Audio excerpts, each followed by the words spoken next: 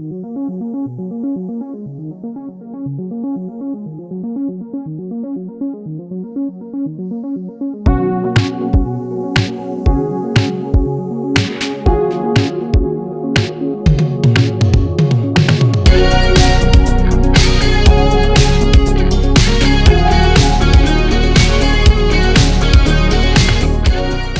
amici, benvenuti sul canale, benvenuti a questo nuovo video. Oggi portiamo avanti ancora il discorso legato alla Trout-Area e in questo video spieghiamo il progetto Trout-Area Academy che porteremo avanti con Planet Spin nei prossimi giorni e nelle prossime settimane, e poi insieme facciamo anche un video dedicato a chi da poco si sta avvicinando, vorrebbe avvicinarsi a questa tecnica di pesca. Vediamo insieme quali sono le basi, le attrezzature, le tecniche da utilizzare in questa appassionante tecnica di pesca, la Trout-Area. Venite con me in questo video, andiamo.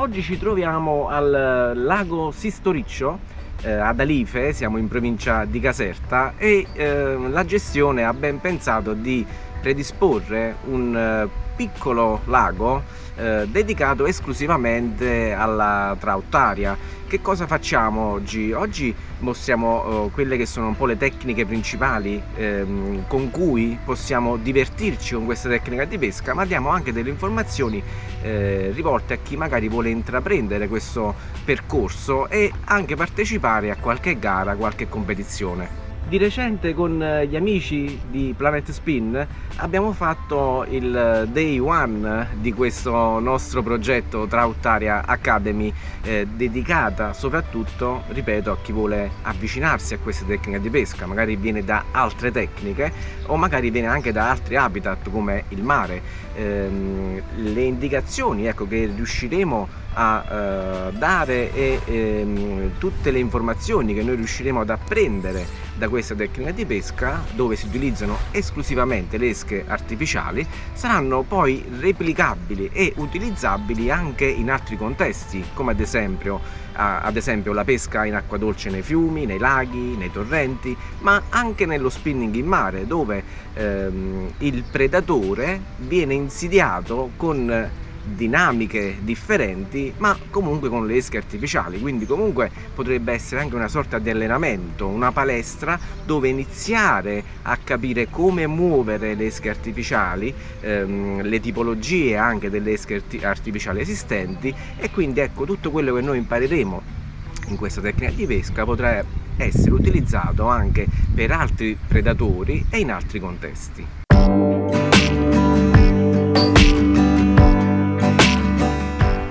In merito alla Trout-Area, l'arrivo nel nostro paese, lo sviluppo, la diffusione, l'origine di questa tecnica di pesca ne abbiamo già parlato in altri video che vi invito a visualizzare e di cui lascio il link in descrizione.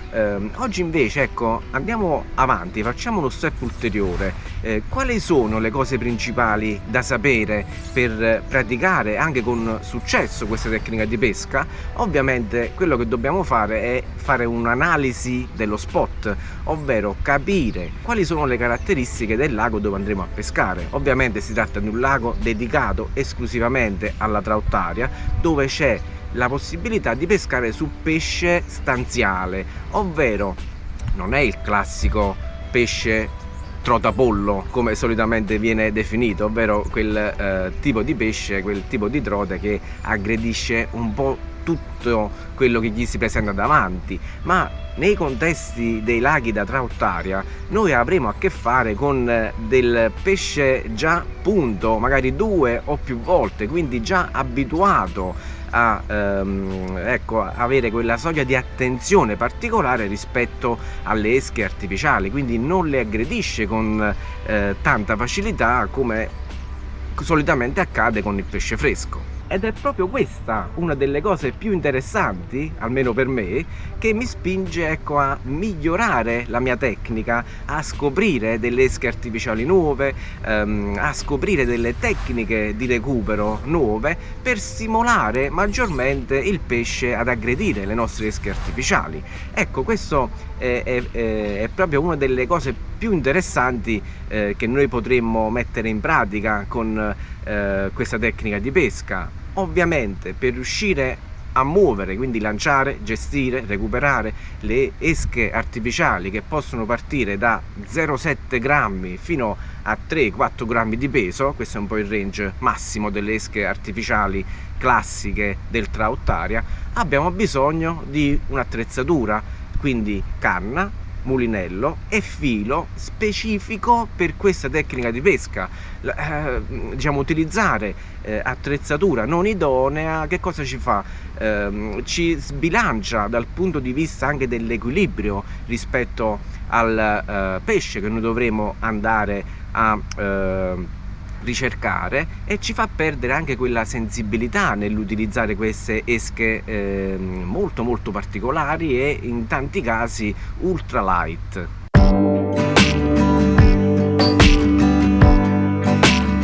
Per quanto riguarda l'attrezzatura che oggi ho portato con me, ho portato solo 3 canne, diciamo che vanno a coprire un po' tutte le tipologie di esche artificiali con cui pescherò, perché con canne con diverse azioni, quindi più morbide, più paraboliche o più pronte, più fast, più reattive, noi possiamo muovere con maggiore efficacia le nostre esche artificiali, a seconda se vogliamo farle lavorare sulla prima fascia d'acqua, sul centro oppure sul bottom, quindi sulla fascia più bassa della nostra colonna d'acqua.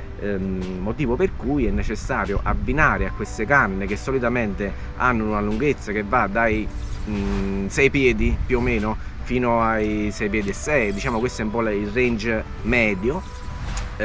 Possiamo abbinare a queste canne un mulinello che va dalla taglia 1000 alla taglia 2000-2005, ovviamente dipende anche un po' dal brand che noi sceglieremo per i nostri acquisti.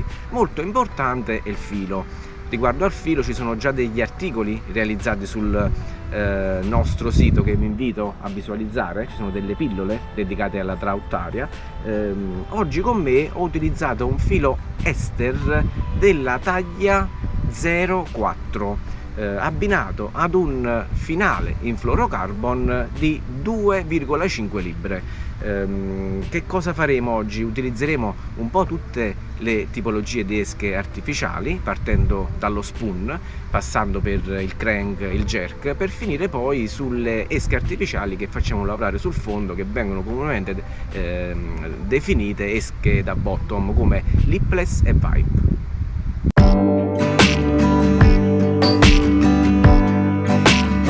Facciamo anche un piccolo focus di attenzione su come approcciare ad una pescata, e possiamo anche definirla anche una simulazione di gara, ovvero nella parte iniziale della nostra uscita di pesca utilizzeremo solitamente, come succede anche nelle prime fasi di gara, degli spoon più generosi da anche 2-3 grammi, per riuscire a coprire una distanza di lancio nel minor tempo possibile ed essere efficaci in pesca. In questo caso, nelle principali fasi della nostra azione di pesca, durante le fasi iniziali, solitamente vengono utilizzate delle esche con colorazioni sgargianti.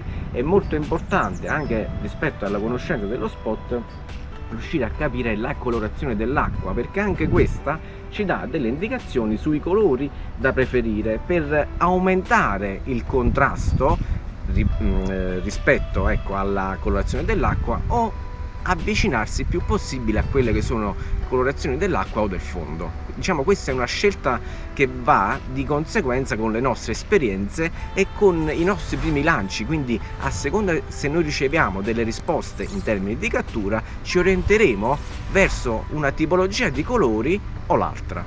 Sono partito facendo un po' di ricerca con degli spoon abbastanza generosi di colorazioni accese, colorazioni acide che vanno dall'arancio al verde fluo oppure al bianco, e già nei primi lanci ho ricevuto delle buone risposte. Il pesce si trova abbastanza stratificato lungo le varie fasce d'acqua, ma ho ricevuto maggiori risposte facendo lavorare lo spoon a stretto contatto con il fondo con recuperi medio veloci.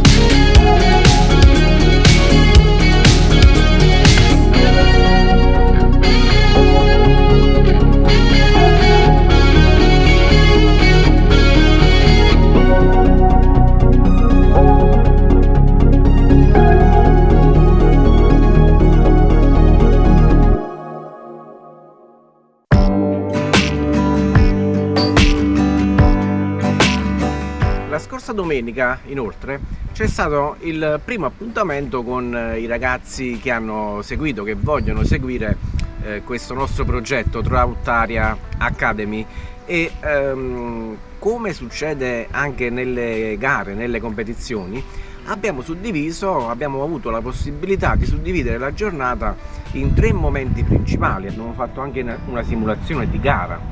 Che cosa succede? Che suddividendo la nostra uscita in 3 parti principali abbiamo potuto constatare la reazione, l'attività delle trote in risposta alle nostre esche artificiali, ecco, vedendo proprio la loro reazione. Nei primi momenti della nostra uscita, diciamo, c'erano trote fresche, quindi c'era la possibilità di andare ad insidiare queste trote più attive, non ancora punte, e quindi ecco, abbiamo utilizzato spoon più generosi, colorazioni vivaci, come si fa nelle prime fasi di una competizione. Andando avanti nella nostra uscita siamo passati alla seconda fase, ovvero quella in cui dobbiamo fare maggiormente attenzione alla ricerca del pesce e capire prima di tutto su quale fascia di profondità si trova il pesce più attivo, ma anche capire quali sono le esche artificiali che riescono a catturare l'attenzione delle trote e quindi le induce all'attacco istintivo predatorio. Quindi prima parte principalmente spoon anche di buone dimensioni, seconda parte invece abbiamo utilizzato spoon leggermente più piccoli, oppure in alternativa abbiamo iniziato il discorso dei crank, quindi abbiamo visto quante tipologie ne esistono. Anzi, ricordo che poi nel nostro canale YouTube Planet Spoon Fishing c'è già un video dedicato ai crank di Troutaria.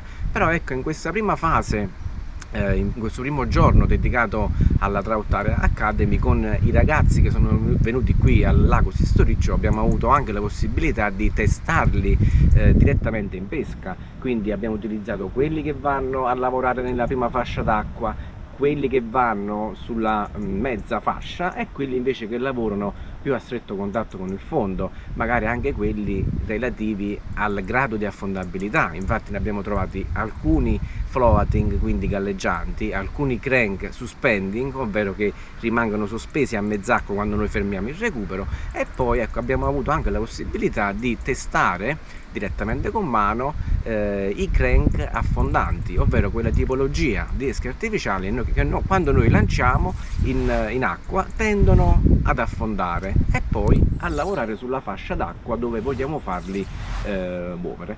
In base alla velocità di recupero e l'inclinazione della canna, inoltre abbiamo capito che anche questi dettagli influiscono sul nuoto e sulla reazione delle trote.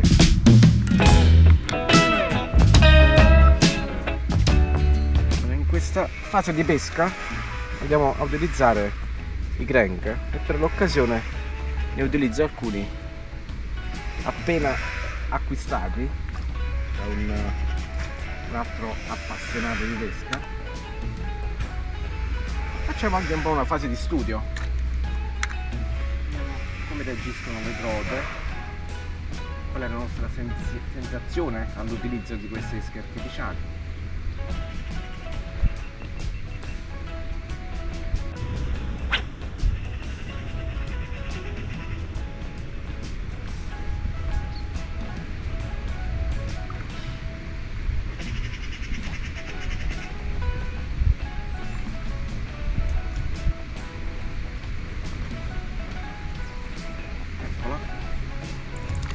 Mi ha dato sul recupero ultra lento. Ha funzionato.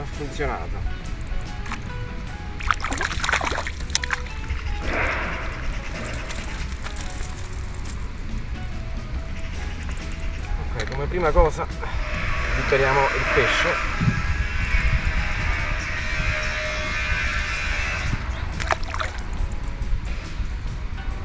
Poi liberiamo la nostra esca artificiale. Eccola qua la nostra esca. Kuga Dimension? È lei? Facciamo ancora un altro lancio.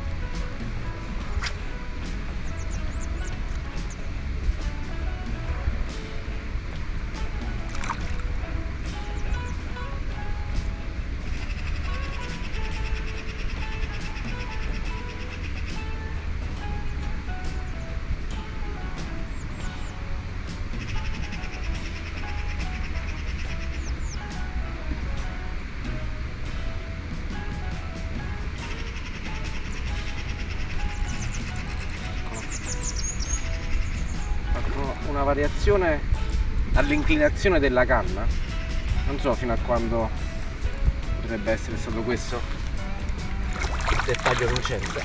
Comunque appena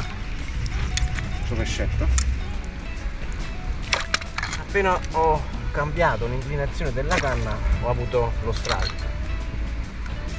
Diciamo che è un'esca che mi sta facendo divertire abbastanza, perché è un'esca molto alternativa, un'esca che sicuramente i pesci non sono abituati a vedere e a riconoscere, come succede solitamente con lo spoon, per esempio.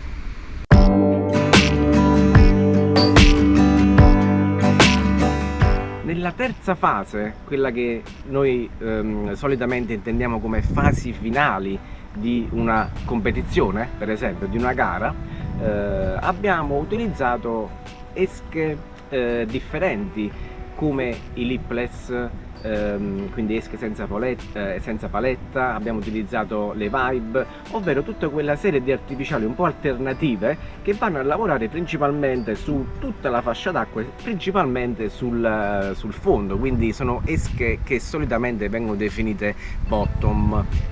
Nell'ultima parte di questa sessione di pesca, ma come solitamente succede anche durante le ultime fasi di una competizione, usiamo esche alternative come potrebbero essere i Vibe o i Lipless.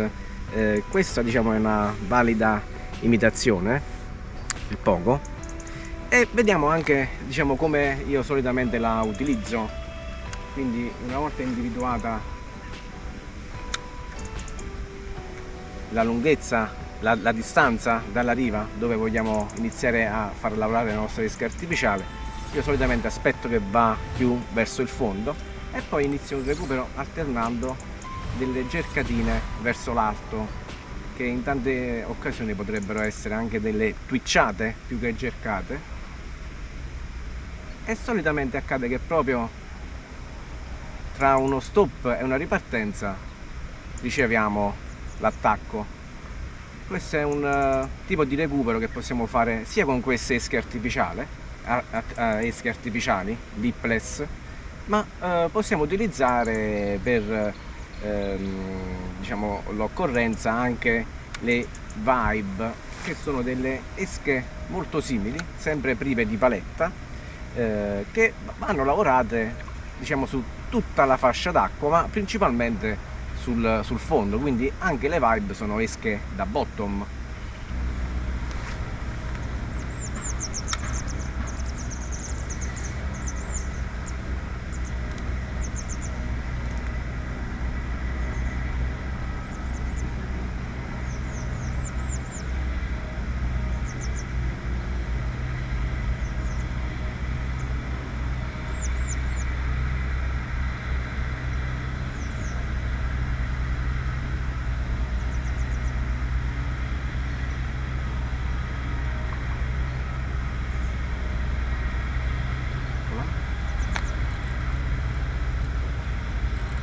Proprio tra uno stop e una ripartenza sulla gercata è arrivato lo strike latino.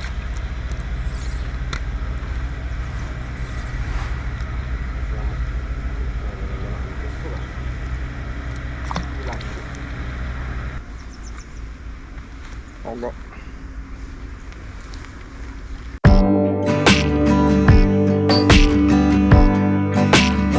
Cari amici, ringrazio tutti voi per aver seguito il video fino alla fine. Vi invito a accodarvi alle nostre uscite di gruppo che faremo nelle prossime settimane. Seguiteci tramite i canali YouTube, ma anche sulle piattaforme social. Inoltre in descrizione vi lascio anche il link per accedere al nostro gruppo WhatsApp, con cui ci teniamo in contatto anche per delle uscite di gruppo. Ringrazio tutti voi per la visione di questo video e noi ci vediamo il prossimo, come sempre, su Planet Spin. Ciao ragazzi!